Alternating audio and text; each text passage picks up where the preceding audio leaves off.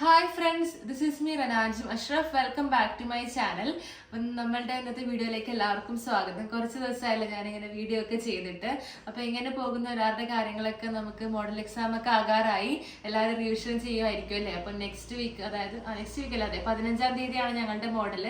10th ആർക്ക് നിങ്ങൾക്ക് എപ്പോഴാണ് model എന്നുള്ളത് നിങ്ങൾ കമന്റിൽ അറിയിക്കുക. പിന്നെ ബാക്കിയുള്ളവർക്കൊക്കെ ഇങ്ങനെ എക്സാം ഇങ്ങനെ എന്തൊക്കെയോ പ്രീ മോഡലോ അങ്ങനെയൊക്കെ ഉണ്ടെന്നൊക്കെ പറയുന്നുണ്ടായിരുന്നു. നിങ്ങളുടെ സ്കൂളിലൊക്കെ അങ്ങനെ ഉണ്ടോ? ഇനി നിങ്ങൾക്ക് +1 എങ്ങനെയാണ് സ്റ്റഡി ലീവ് കിട്ടിയോ എന്നുള്ളതൊക്കെ നിങ്ങൾ കമന്റിൽ അറിയിക്കുക. ഞങ്ങൾക്കിപ്പം ഇന്നും ഇന്നലെ ആയിട്ട്, അതായത് കുറച്ച് പേരെടുത്ത് സ്കൂളിൽ പോകാൻ പറഞ്ഞിട്ടുണ്ട്. അവർ പോയാൽ മതി, ബാക്കിയുള്ളവർ വീട്ടിലിരുന്ന് സ്റ്റഡി ലീവാണ്. അതുവരെ ക്ലാസ്സുകൾ ഉണ്ടായിരുന്നു കേട്ടോ ഈ ഒരു വീക്ക്. ഇന്നും ഇന്നലെ ആയിട്ടാണ്, അങ്ങനെ ഇന്നലെയാണ് സ്റ്റാർട്ട് ചെയ്തത്. അപ്പം നിങ്ങൾക്കൊക്കെ എങ്ങനെയാണ്, ക്ലാസ് ഉണ്ടോ എന്നൊക്കെ ഉള്ളത് നിങ്ങൾ കമന്റിൽ അറിയിക്കുക. പിന്നെ എന്തായിരുന്നു നമ്മുടെ അതാണ്. അപ്പം ഞാൻ റിവിഷൻ ഇങ്ങനെ ചെയ്തുകൊണ്ട് പോവാണ്. ഇപ്പം റിവിഷൻ ചെയ്യുന്നത് എങ്ങനെയാണെന്ന് വെച്ച് കഴിഞ്ഞാൽ, പഠിക്കാത്ത ചാപ്റ്റർ ഞാൻ കഴിഞ്ഞ മാസം തന്നെ ഒരു വിധമൊക്കെ ഞാൻ പഠിച്ചിട്ട് റിവിഷൻ അപ്പം തന്നെ പ്രീവിയസ് ക്വസ്റ്റ്യൻ എടുത്ത് ചെയ്തിട്ട് ഞാൻ അപ്പം തന്നെ ചെയ്തു. അത് വീണ്ടും ഞാനിപ്പോൾ റിവിഷൻ ഈ മന്തിൽ ചെയ്തിട്ടില്ല. ഈ മന്തിൽ ഞാൻ മുമ്പ് പഠിച്ചതൊക്കെ ഇല്ല, അതൊക്കെ റിവിഷൻ ചെയ്തതാണ്. അതായത് വായിച്ചു നോക്കും, പ്രീവിയസ് ക്വസ്റ്റ്യൻ എടുത്തിട്ട് ചെയ്തു നോക്കും, അങ്ങനെയാണ് ചെയ്യുന്നുള്ളത്. ഇനി കുറേ പഴയതൊന്നും ഞാൻ നോക്കിയിട്ടില്ല. ഒരു 2019 തൊട്ടാണ് ഞാൻ നോക്കിയത്. കാരണം ഈ 18 കഴിഞ്ഞൊരു 17-16 അത്യാവശ്യം ടഫ് പോലെ എനിക്ക് തോന്നുന്നുണ്ട്, കുറച്ച് ഡിഫറെന്റ് ആയിട്ടൊക്കെ. അപ്പൊ അതുകൊണ്ടൊരു 19, ചിലതൊക്കെ 18 നോക്കും, അങ്ങനെയാണ് ഞാൻ പോകുന്നുള്ളത്. പിന്നെ നിങ്ങളുടെ ഇങ്ങനെയുള്ള കമന്റിൽ അറിയിക്കുക. പിന്നെ എന്താണ് അറിയത്തില്ല. പിന്നെ ഇതിനു മുമ്പ് ഇങ്ങനെ ഓർമ്മയുണ്ടാവും, ഇപ്പൊ ഇങ്ങനെയാണ് റിവിഷൻ ചെയ്ത് പോകുന്നുള്ളത്. അപ്പൊ ഇനി ഇത് ഓർമ്മയുണ്ടാവുമെന്ന് പരീക്ഷ എഴുതി നോക്കിയാൽ അറിയും. ഭയങ്കര ഒരു സ്ട്രെസ് കൊടുത്തിട്ട് ഞാൻ റിവിഷനും ഇതൊന്നും ചെയ്തിട്ടില്ല, മറ്റേ പഠിച്ചൊന്നും ചെയ്തില്ല. പിന്നെ കുറെയൊക്കെ ഞാൻ കഴിഞ്ഞ മാസമാണ് ചെയ്തത്. കാരണം എന്താ വെച്ച് കഴിഞ്ഞാല് പെട്ടെന്ന് ഫെബ്രുവരിയിൽ, കാരണം ഇംഗ്ലീഷ് ഹിന്ദി ഞാൻ ഇതുവരെ സ്റ്റാർട്ട് ചെയ്തിട്ടേ ഇല്ല. അപ്പൊ അതുകൊണ്ട് അതൊരു 10-ാം തീയതിയൊക്കെ ആകുമ്പോൾ ഇംഗ്ലീഷ് ഹിന്ദി തുടങ്ങണം. കാരണം എനിക്ക് മോഡലിന് മുമ്പ് എന്തായാലും ഇംഗ്ലീഷ് അത്യാവശ്യം പഠിച്ചിട്ടൊക്കെ നോക്കണം എന്നുണ്ടായിരുന്നു.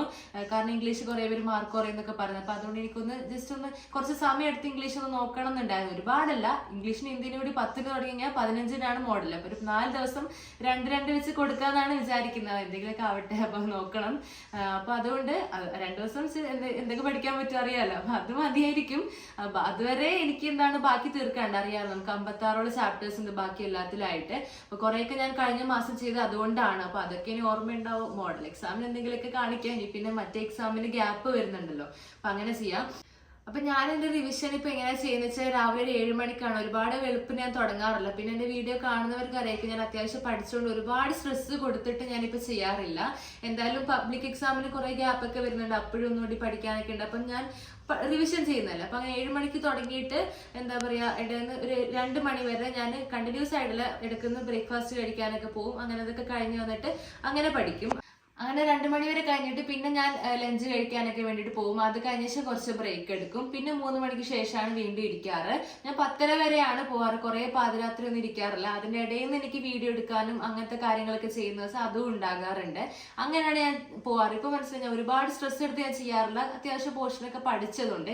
ഇനി ഒട്ടും പഠിക്കാത്ത ആളുകളാണ് നിങ്ങളെങ്കിൽ, നിങ്ങൾക്ക് ശരിക്കും പറഞ്ഞാൽ നല്ലൊരു ചാൻസ് ആണ്. ഇപ്പൊ സ്കൂളും കൂടി ഇല്ലെങ്കിൽ, അതായത് നിങ്ങൾ രാവിലെ 5-6 മണിക്കൊക്കെ തുടങ്ങുകയാണെങ്കിൽ നിങ്ങൾ അതൊരു കണ്ടിന്യൂസ് ആയിട്ട് ഒരു 2 മണി വരെ നിങ്ങൾ പഠിച്ചെന്ന് വെച്ചോ, അതായത് ചെറിയ ബ്രേക്ക് എടുത്തിട്ടാണ്. അപ്പൊ അത് അത്രയും നിങ്ങൾക്ക് ഒരു 8-9 മണിക്കൂർ കിട്ടും. അത് കഴിഞ്ഞിട്ട് ഒരു 3 മണിക്ക് വീണ്ടും ഈ പറഞ്ഞ പോലെ തുടങ്ങിയിട്ട് ഒരു 10-11 മണി വരെ പഠിച്ചെങ്കിൽ അവിടെയും ഒരു 8-9 മണിക്കൂർ, 18ഓളം മണിക്കൂർ എന്തായാലും നിങ്ങൾക്ക്, ചെറിയ ബ്രേക്ക് എടുക്കുന്നവരോടുള്ള കാര്യമാണ് പറയുന്നത്, അത്രയ്ക്ക് നിങ്ങൾ കോൺസെൻട്രേറ്റ് ചെയ്ത് പഠിക്കുകയാണെങ്കിൽ 18ഓളം മണിക്കൂർ നിങ്ങൾക്ക് ഡെയിലി കിട്ടും ഇനിയുള്ള ദിവസങ്ങളിൽ. അപ്പൊ ശരിക്കും പറഞ്ഞു കഴിഞ്ഞാൽ നിങ്ങൾക്ക് ഈ ശരിക്കും പഠിക്കുവാണെങ്കിൽ നിങ്ങൾക്ക് ഒരു 4-5 ചാപ്റ്റർ ഒക്കെ നിങ്ങൾക്ക് എന്തായാലും ഒരു ദിവസം തീർക്കാൻ പറ്റും. അപ്പൊ ശരിക്കും ഒട്ടും പഠിക്കാത്തവരാണെങ്കിൽ ഒരു 3-4 ചാപ്റ്റർ ഒക്കെ ഡെയിലി എന്തായാലും തീർക്കണം. കുറെ പേരൊക്കെ കമന്റിൽ അറിയിക്കുന്നുണ്ട്, മടി തോന്നുന്നു, ഇപ്പൊ തന്നെ മടി തോന്നുന്നു, ഒരു ചാപ്റ്റർ ഒക്കെ പറ്റുന്നുള്ളൂ. അങ്ങനെ നോക്കിക്കഴിഞ്ഞാൽ എവിടെയാണ്, നമുക്ക് പറ്റത്തില്ലല്ലോ. ശരി, ഒന്നും പഠിക്കാത്ത ആളാണെങ്കിൽ എന്തായാലും ഒരു 3-4 ചാപ്റ്റർ എന്തായാലും ഒരു ദിവസം തീർക്കണം. പിന്നെ ഞാൻ ഇങ്ങനെ റിവിഷൻ ചെയ്ത് പോകുന്നതാണുള്ളത്, നിങ്ങൾക്ക് അറിയാലോ. അപ്പൊ തീരെ പഠിക്കാത്തവർക്ക് 4 ചാപ്റ്റർ ഒക്കെ ഞാൻ പറഞ്ഞ എന്താന്ന് വെച്ച് കഴിഞ്ഞാല്, കാരണം നിങ്ങൾക്ക് ഇനി സമയമില്ല. പിന്നെ അതുപോലെ തന്നെ പുതിയതായിട്ടൊക്കെയാണ് നിങ്ങളൊരു ചാപ്റ്റർ പഠിക്കുന്നെങ്കിൽ അത്യാവശ്യം ടൈം വേണ്ടി വരുമല്ലോ. അപ്പം ഈ പറഞ്ഞ പോലെ ഞാൻ എൻ്റെ മുമ്പത്തെ വീഡിയോസിലൊക്കെ പറഞ്ഞ പോലെ ഇമ്പോർട്ടൻ്റ് ആയിട്ടുള്ളതും PYQs ഒക്കെ അതൊക്കെ വെച്ചിട്ട് നിങ്ങൾ പഠിച്ചു പോവുക. ഇനി നിങ്ങളൊക്കെ റിവിഷൻ ചെയ്യുന്നുണ്ടെങ്കിൽ പുതിയ മെത്തേഡുകളോ ട്രിക്സോ ഒക്കെ ഉണ്ടെങ്കിൽ നിങ്ങൾ അത് കമന്റിലിട്ടാൽ നല്ലതായിരിക്കും. ബാക്കിയുള്ള ഇനിയിപ്പോൾ ഒട്ടും അറിയാത്തവർക്കൊക്കെ ആ ഒരു രീതി വെച്ചിട്ട് പഠിക്കാൻ ഉപകാരമാകും. പിന്നെ കുറെ പേര് ഇങ്ങനെ വീണ്ടും വീണ്ടും ചോദിക്കുന്നുണ്ട് ഓരോ സബ്ജക്റ്റ് ഇങ്ങനെയാ പഠിക്കുന്നത് ചെയ്യുമെന്നൊക്കെ. അപ്പൊ അതൊക്കെ ഞാൻ ഒരുപാട് ചാനൽ ചെയ്തിട്ടുണ്ട്. അപ്പൊ അതുകൊണ്ട് അത് വീണ്ടും നിങ്ങളെ ചോദിക്കരുത്. ഇനി മാത്സ് ഒക്കെ കുറെ പ്രീവിയസ് ക്വസ്റ്റ്യൻ എടുത്ത് ചെയ്ത് തന്നെ പഠിച്ചോളൂ. അതന്നെയാണ്, വേറെ ഒന്നും അതിന്റെ ആവശ്യമില്ല. അപ്പൊ നിങ്ങൾക്ക് ഒരു ഐഡിയ വരും. അതന്നെ ചോദിക്കുന്നല്ല, ആ ഒരു ഐഡിയ വെച്ച് നിങ്ങൾക്ക് ഉത്തരം ചെയ്യാൻ പറ്റും എല്ലാത്തിനും. അങ്ങനെ ചെയ്യാട്ടോ. പിന്നെ +1 ഏതാണ് കെമിസ്ട്രി അത്യാവശ്യം ടഫ് ഉള്ളതാണല്ലോ. അപ്പം ഞാൻ കെമിസ്ട്രി കുറെയൊക്കെ എൻ്റെ കഴിഞ്ഞ മാസം തന്നെ ഞാൻ ചെയ്തെന്ന് വെച്ചാൽ അത്യാവശ്യം പിന്നെ ഒരു കാര്യം കെമിസ്ട്രിയിലാണ് ഏതിനായാലും ഞാനിപ്പം മെയിനായിട്ട് ഒരു കാര്യം കൂടി നോക്കിയത് പഠിക്കുമ്പം വെയിറ്റേജ് നിങ്ങൾ നോക്കുക. ഒഫീഷ്യലായിട്ട് വെയിറ്റേജ് ഒക്കെ ഉണ്ടോ എന്ന് എനിക്ക് അറിഞ്ഞുകൂടാ. ഒരുവിധം ടീച്ചേഴ്സ് ഒക്കെ അയച്ചു തന്നിട്ടുണ്ടാവുമല്ലോ ചിലതിൻ്റെ ഒക്കെ. അപ്പം ഏറ്റവും കൂടുതൽ വെയിറ്റേജിന് ചോദിച്ചതുപോലത്തെ ചാപ്റ്റേഴ്സ് ഒക്കെ ഉണ്ടാവില്ല. അപ്പൊ അതൊക്കെ അത്യാവശ്യം നന്നായിട്ട് തന്നെ ചെയ്യണം. ഞാൻ അങ്ങനെയായിരുന്നു കെമിസ്ട്രിയിൽ കൂടുതൽ നോക്കിയായിരുന്നു. Hydrocarbons, organic chemistry, structure of atom, chemical bonding and molecular structure, ഇതൊക്കെ നല്ല വെയിറ്റേജ് ഉള്ള ചാപ്റ്റേഴ്സ് ആണ്. അപ്പൊ ഇതൊക്കെ നല്ല രീതിക്ക് തന്നെ ടൈം എടുത്ത് പഠിക്കണം. അപ്പൊ അതുകൊണ്ട് ഈ ഹൈഡ്രോ കാർബൺസ്, ഓർഗാനിക് കെമിസ്ട്രി ഒക്കെ ഞങ്ങളെ സ്കൂളിൽ പഠിപ്പിച്ച് പോകുന്നതിന് കൂടെ തന്നെ അത് പഠിച്ചിട്ട് ഞാനത് കഴിഞ്ഞ മാസം തന്നെ അതിന്റെ റിവിഷനൊക്കെ ചെയ്തത്. പിന്നെ സ്ട്രക്ചറും മറ്റേ കെമിക്കലൊക്കെ നമ്മൾ മുമ്പത്തെ എക്സാമിന് പഠിച്ചതുണ്ട്. അതുകൊണ്ട് അത് അങ്ങനെ ചെയ്ത് പഠിച്ചു.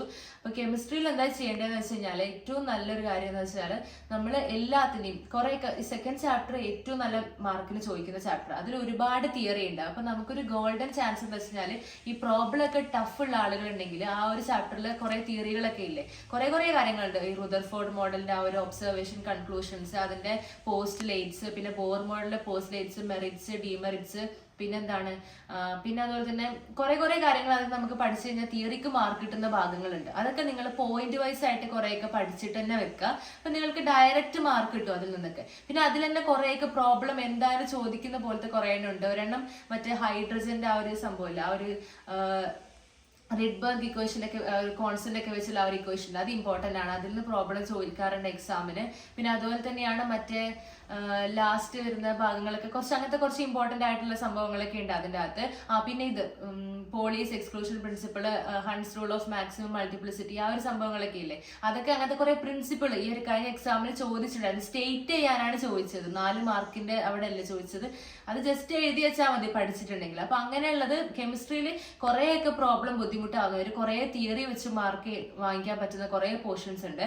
അതൊക്കെ ആദ്യമേ നല്ല ക്ലിയർ ആക്കി വെക്കുക. പിന്നെ ഇക്വേഷൻസ് ഒക്കെ വെച്ച് കുറച്ച് പ്രോബ്ലംസ് ഒക്കെ ചെയ്ത് കഴിഞ്ഞാൽ അത് സെറ്റ് ആയിക്കോളും. അങ്ങനെ ചെയ്താൽ മതി ഇനി ഒട്ടും അറിയാത്ത ആളുകളൊക്കെ.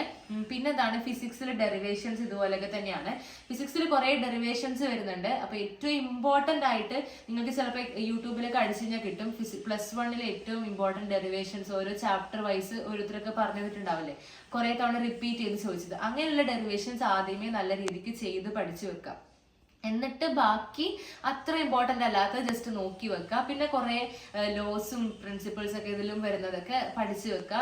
പിന്നെ കുറെ 1 മാർക്ക് ക്വസ്റ്റ്യൻസ് ഒക്കെ ഉണ്ടാവും, അതൊക്കെ ഒന്ന് നോക്കി വെക്കുക. അതൊക്കെ ചിലതൊക്കെ ഓപ്ഷനൊക്കെ വെച്ചിട്ട് ചോദിക്കുന്നതായിരിക്കും. അപ്പൊ അതുകൊണ്ട് നോക്കി മനസ്സിലാക്കി വെച്ച് കഴിഞ്ഞാൽ മാർക്ക് കിട്ടും അതിൽ നിന്നൊക്കെ.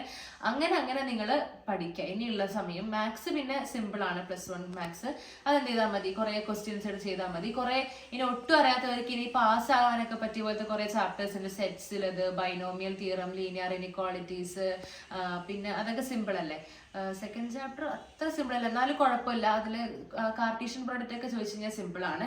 അപ്പൊ അങ്ങനെ നിങ്ങൾ നോക്കി വെക്കുക. ഓക്കെ, ഞാൻ കുറേയൊക്കെ എൻ്റെ മുമ്പത്തെ വീഡിയോസിൽ പറഞ്ഞിട്ടുണ്ട്, അത് എടുത്ത് നോക്കിയാൽ മതി. ഇനി ഒട്ടും അറിയാത്തവരൊക്കെ ഈ പറഞ്ഞ പോലെയൊക്കെ ചെയ്യുക. എന്തായാലും നിങ്ങളുടെ റിവിഷനൊക്കെ എങ്ങനെ പോകുന്നുള്ളത് നിങ്ങൾ കമന്റിൽ അറിയിക്കുക. ഇന്നത്തെ വീഡിയോ ഇഷ്ടമായ എന്തായാലും ലൈക്ക് ചെയ്യുക, ഷെയർ ചെയ്യുക, സബ്സ്ക്രൈബ് ചെയ്യുക. ബൈ.